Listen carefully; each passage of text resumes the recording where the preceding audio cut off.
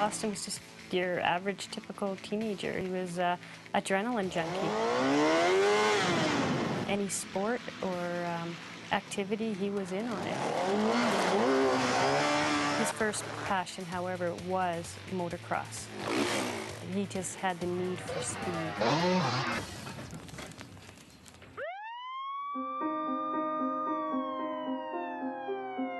I don't remember anything about the accident. I just remember what everyone else has told me. And he says, I went over my handlebars and I looked at him and I said, but you're fine? And he's like, yeah, I feel fine. He left and he flew by his dad just waving and on one wheel like Austin always did, not realizing that he had hurt himself. I was in and out of consciousness. I was very combative, and being combative is a sign of head trauma. And basically the body is fighting to stay alive. Austin was diagnosed with a diffuse axonal injury, DAI. It's a severe, severe concussion. It was just like a nightmare. It was a bad dream, just knowing the fact that I could lose my boy. It was a miracle. A matter of 5 hours, things have changed around, and you're thinking, okay, he's getting stronger.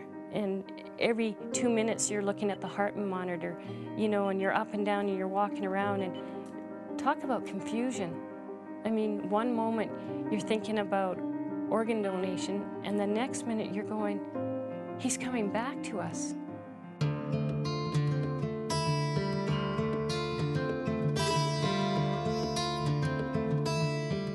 The bullying started when I came back from the Glenrose. One of the first things I heard when I walked into the school was, hey, retard, or the retard's out of the school, and it's just really, really brutal. He was getting pushed into his locker. I think that was the major concern, and he could not sustain another head injury. His life was at stake. That experience, to me, was worse than going through the motocross accident and going through all the pain of the brain injury and everything else. It was the worst thing I think I've ever encountered. There were some days I'd pick him up from school and he'd want to jump out of the vehicle and just end his life. He's like, I can't deal with this. What have I done? The bullying got bad enough that I had a minor stroke. I got to school and they said they found me walking around the hallways and I didn't know where I was. I had no clue what was going on. Have you ever had to give up something? Something that you loved more than anything in the whole world? I had to. I decided to fight back. I wanted to get my feelings out there, and if I could tell anyone about my injury or what has happened to me. I started writing about my injury, and I started writing about my accident and what diffuse axonal injury is and how it's affecting me. Recovery is a series of small steps. This has become a passion for him.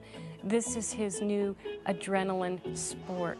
The sport is speaking. My mom was coming to pick me up at the start of the second semester.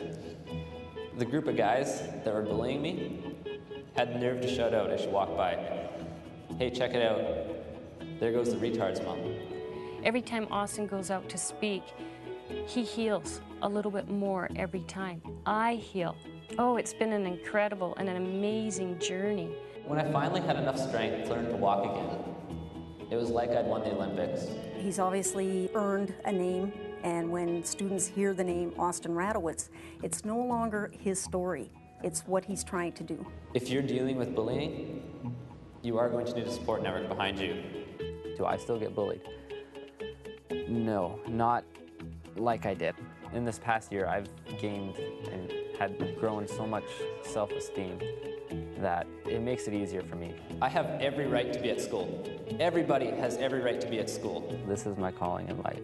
And my goal since I've started speaking is if I can help one person through the emotional maze of being a bully or a bully target, then this has been more than worth it.